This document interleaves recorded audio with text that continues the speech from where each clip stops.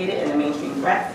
In 1989, when her comic strip, Where I'm Coming From, debuted in the Detroit Free Press, it was later picked up by Universal Press Syndicate in 1991 and distributed internationally until 2004.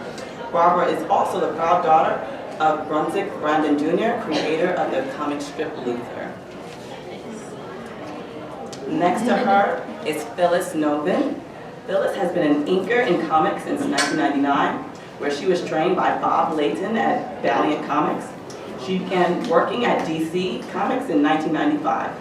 Other companies include Marvel, Chaos, Crusade, Nickelodeon, and the Cartoon Network. She has inked Futurama and The Simpsons for Bongo Comics since 2001 and is still working on The Simpsons and other Bongo titles.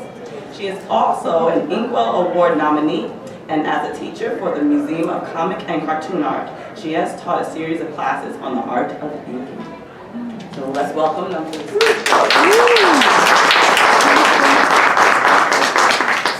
Okay, ladies. I just want you guys to jump in there. Okay? Now, I'll start with you, Barbara, since you're right next to me. How did you get your start in working in comics?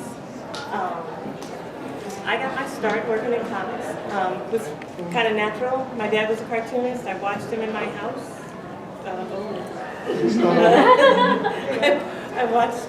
I actually had I had to turn it on too. Is it on? It's on. You can hear me? Oh, I gotta put my glasses on. Wait. Oh, there you go. There you go. Lit up. Okay. Sorry. I got my start. Naturally, my dad was a cartoonist. We grew up, in a small house in Newcastle, Long Island. He was doing the comic strip Luther, which was first started in Newsday, and then later picked up by the Los Angeles Times Syndicate. And so every 2 weeks, he was doing 2 weeks of Luther right there in the living room. And I actually got training for being a cartoonist because I did. He tested. I have a brother and sister. He tested us all to see if we had any skills, and I had a little more skills than my siblings, and so he put me on helping him out, and I did some of the inking in of silhouettes, and sometimes there was a time when my dad was injured, and I did the lettering. So I kind of came by it naturally. I did have an idea for a comic strip, and I approached a women's magazine. It was called Elan. It was a black women's magazine. I didn't have the idea yet. I went to them trying to get a job, I had been working as a fashion writer, and I was like, I can work in your editorial. I can do anything. I can work in the janitor. No, I didn't say that, but I can do a lot of things. And I was like, I can do something. She's like, well, you have a sense of humor. You draw. Do you think you could come up with a comic strip?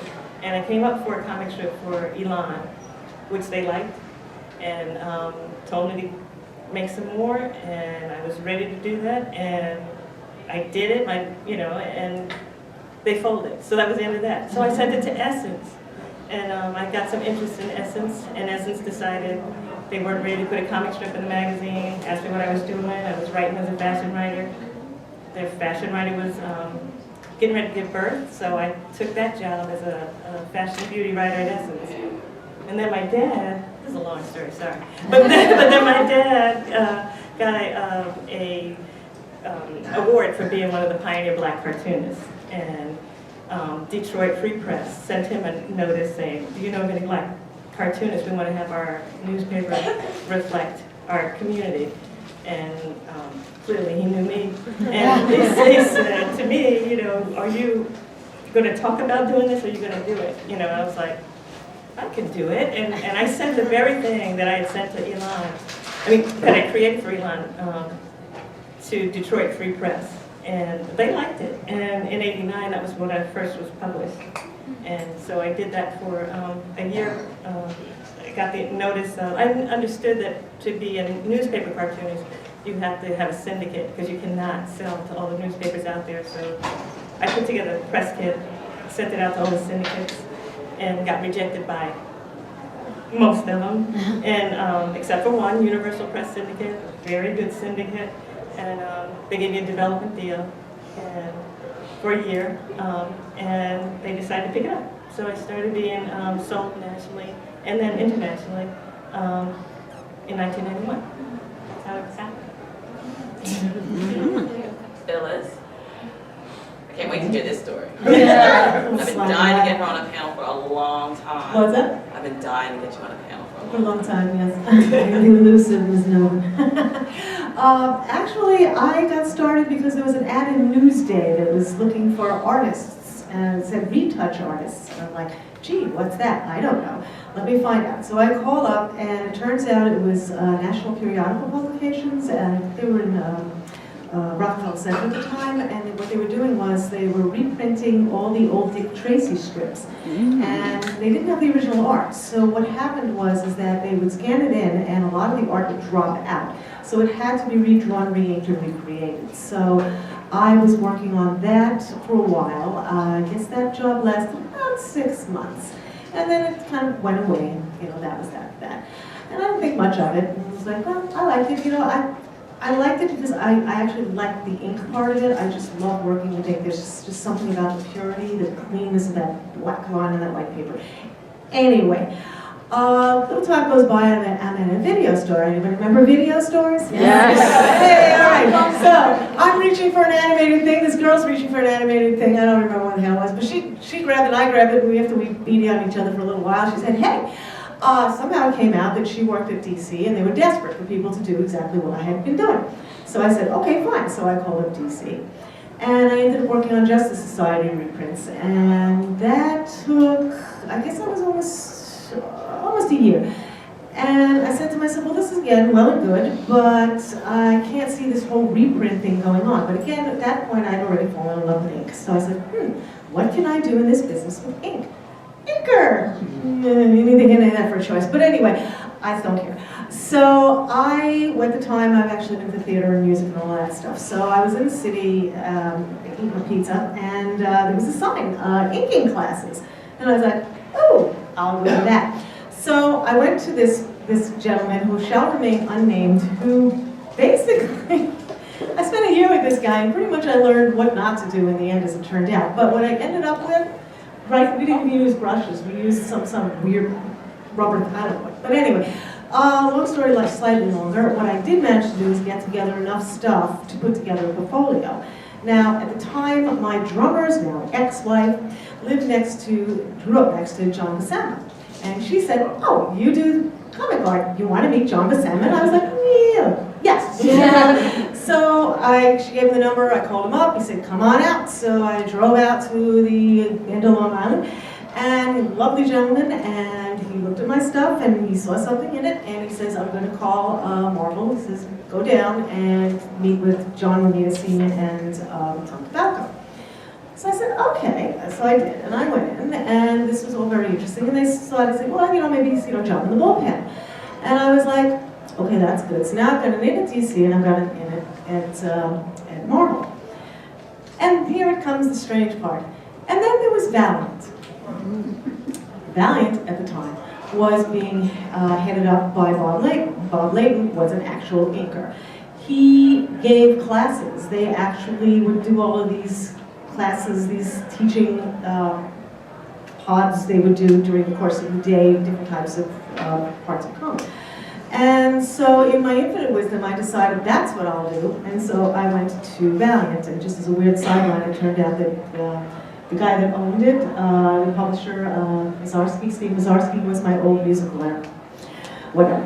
Anyway, so I spent 2.5 years over at Valiant. I learned a great deal over there. And in '95, things were getting a little shaky with the company. There were changes. It was, Clay would come in, and a lot of things were, getting strange. People coming, going, and it was just not the same. Anyway, long story short, I went freelance in 1995, and I believe the same week I went freelance, Marvel had its first major round of layoffs. So my timing, as always, is, like I said, superlative. So I went in, and what I did get was an 80-page annual of Spectre from DC.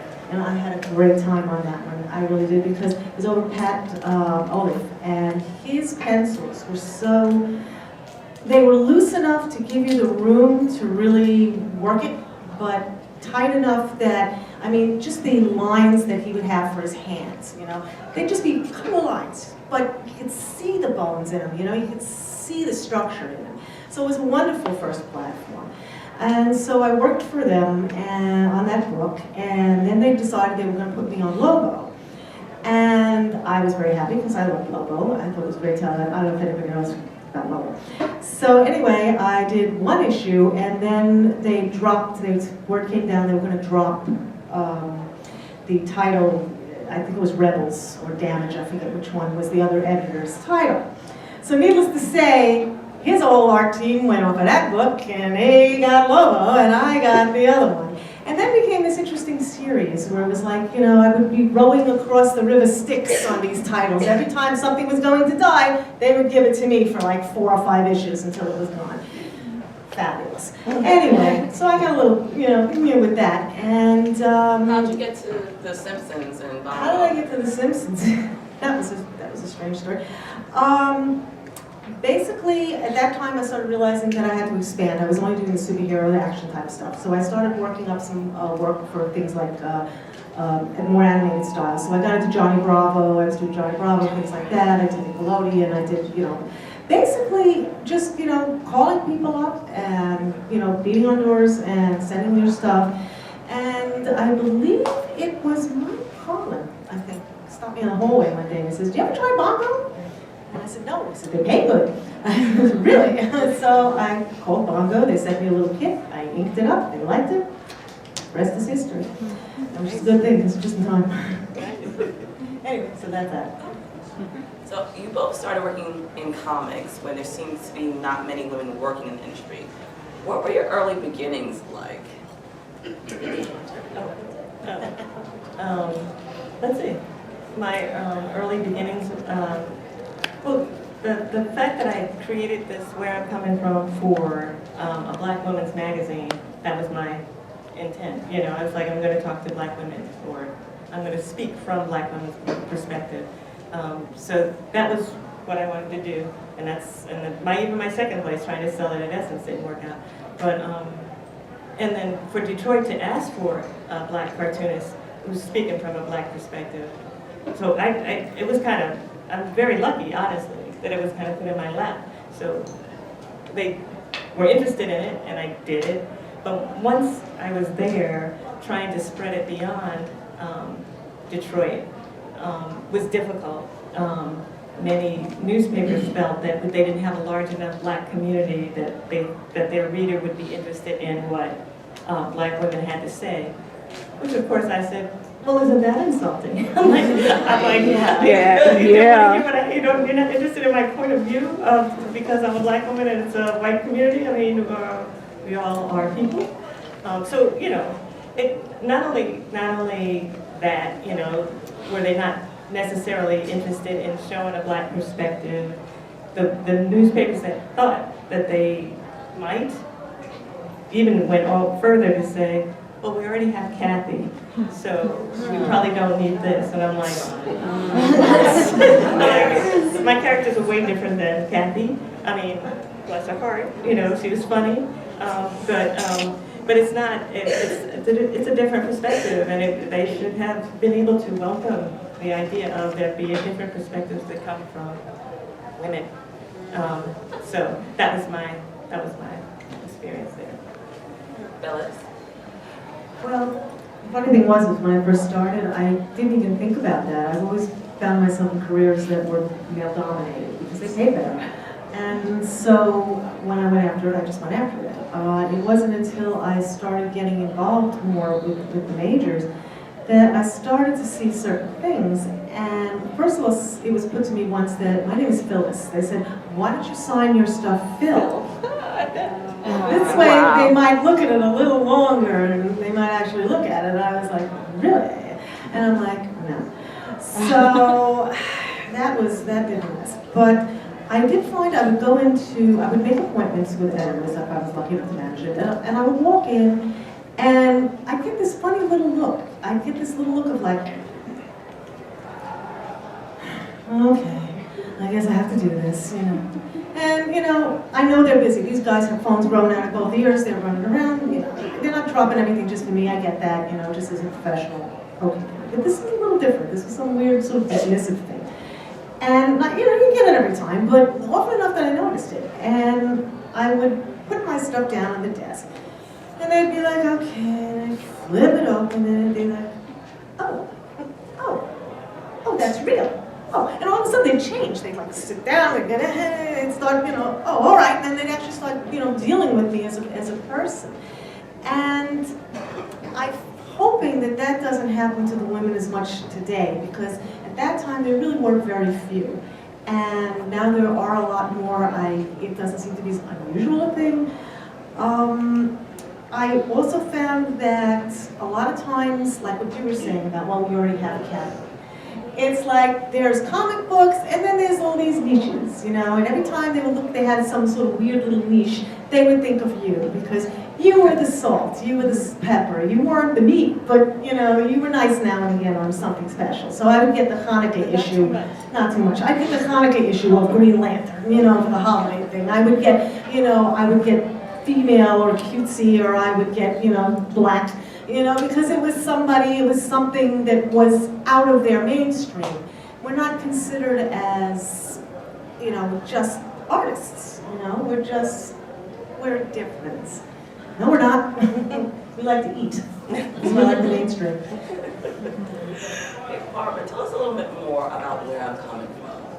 The inception, the look of it. Yeah. So where I'm coming from was like I said, started out in Detroit Free Press, and it was talking heads, black women talking about subjects. A lot of the subjects dealt with social issues. Very often, when I first started out, it was a lot of relationship issues and also racial issues. So that was my idea, was to have these talking heads, these talking women. I didn't include bodies, I didn't include, you know, these great shapes and, you know, cleavage and, you know, I can't do this because it doesn't work, but I couldn't include these great, you know, women bodies and, you know, all that. I didn't want to. My point was to encourage people to listen to black women's voices and look them in the face. So often my characters spoke directly to the reader. If not, they were speaking to each other. As time grew on, I added hands just for expression, you know, to extend expression. You know, what had happened was, no, you know what I'm saying.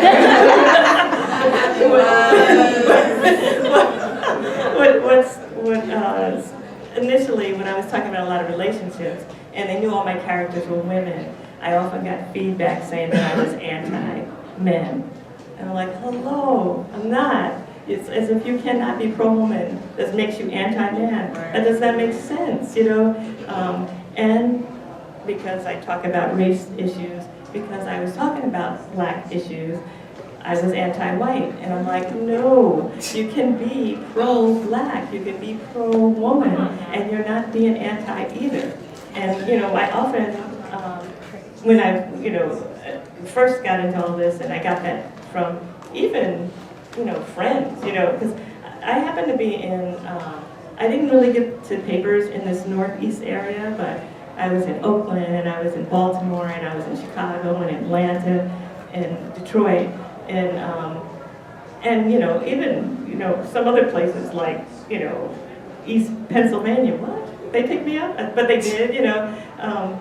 But the people, even my friends who knew what I was doing but hadn't seen my work, were saying, "Oh, you just dogging men." I was like, you don't even know my work. You're just assuming, you're making these assumptions about what I do. Mm-hmm. And, you know, if you are offended or, you know, feel some kind of stir, when you do read what I'm saying, is that my fault or is that your mirror? Is that something am I touching a button of yours that you're coming out with, that you believe in, that's making you uncomfortable?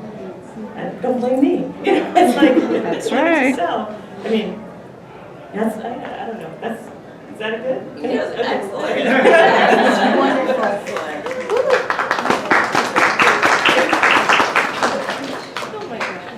Phyllis, enlighten us about the power of inking. Well.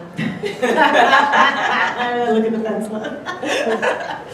Well, there's a bit of a debate about it, but I guess in the end, it's I don't want to say that it's going away, but it is definitely been curtailed considerably in its usage.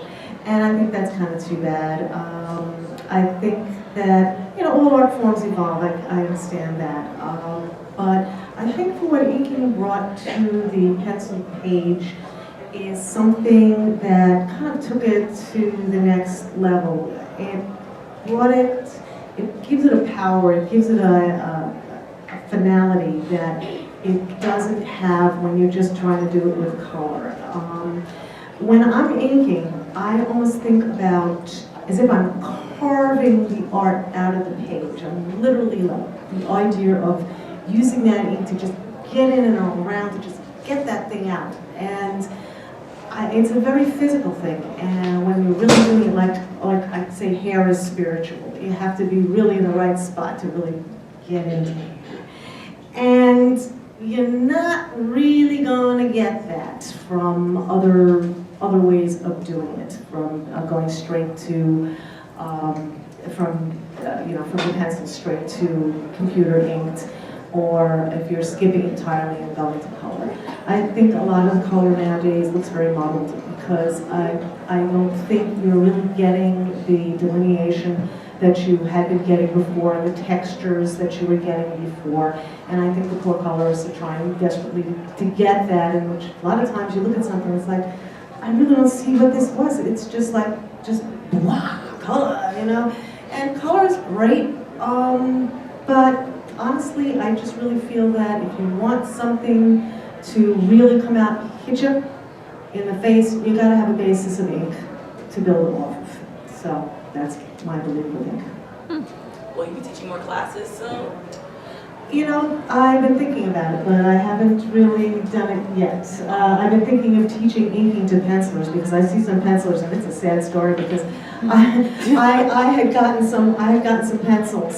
Some people had sent me a few pencils to try and mess around with, and I met these guys at the convention.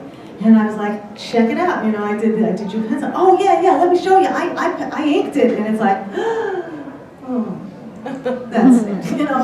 It was like this way. I'm not going to say it, but a lot of times it's like, I'm so sorry. It's like it could have been so much more, but good enough is good enough. That's why you need to teach. And it's cheap, and that's why I need to teach. So at least it's like, teach.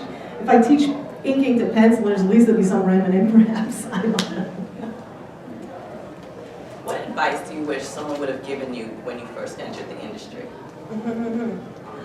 Okay, don't quit your day job. No.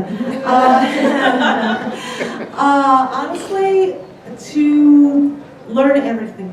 You really should learn everything, and this way you can always at least keep working in your chosen medium, because if you are not getting work as an inker, you can get work as a penciler. If you're not getting work as a penciler, you can get work as a colorist or a letterer or something. Just find something that is at least related to whatever it is you love and whatever it is you want to do, and make sure that you've got that under your belt so you can keep your hand in the game.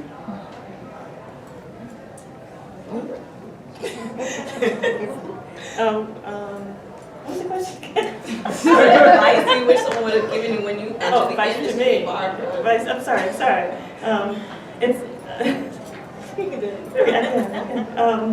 What advice I wish that someone had given me? I was very fortunate. I had a role model in my house. I had a nationally syndicated cartoonist in my house all the time. That's where I got all my advice from. It wasn't like I had to go anywhere else.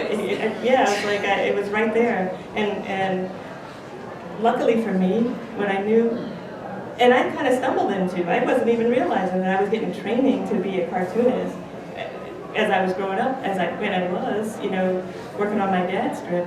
I went to school. I went to Syracuse, the School of Art. I still didn't. I was like, I'm going to major in art. What? That's huge. It's like I didn't know. It's like maybe I'll be a fashion illustrator. I had all these ideas. When I finally focused in on being a cartoonist, and I had my dad there, and I was in a place where I knew to get a syndicate, you do what the syndicates do to get papers.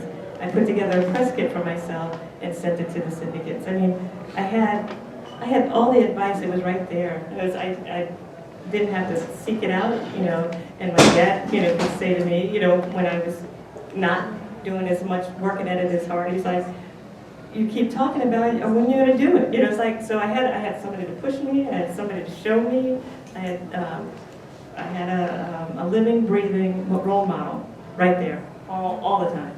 So with that said, when are we going to see where I'm coming from again? When are you revamping it? Yeah, you sound like Denise. Where's Denise? Yes. And Tara. And Tara, oh my God. Now you have me. And Regine, yeah. And this time, I mean, the type of work that I did was social commentary, and it is begging me. This whole what's going on in the world right now is like knocking me in the head. You need to be doing something. You know what? It's a strange combination to be an artist and at the same time self-conscious. That's like cuckoo. You know, it's like it's a confidence thing that you have to get yourself out there to do. And when I was young, I was like, yeah. But you get older, you're like, and you haven't done it for a while, you're like, But I don't know. I feel like I'm being pulled more and more. It's probably thanks to Donald Trump. No. But I just feel pulled more and more to do something, just to talk about it. You know, just to talk about it. And so I'm sure you could definitely do something, you know, based on like Strumps for Trump. I like that. There's so much. It's like all these nightly people on nightly, you know, I love Larry Wilmore, but all the night guys are just loving it. I mean, it's writing itself. You know, there's so much to talk about. So I am feeling drawn. I'm trying to figure it out in my, and I'm past the technology. You know, I worked on paper. I worked with pencil. I've used felt tip pens, and you know. We'll get you a scanner. I don't have a scanner. What? I mean, there's many things. So anyway, I am feeling pulled. I am feeling pulled to do something. I'm going to take it to audience questions, but I want to first thank Barbara and Phyllis for being with us today.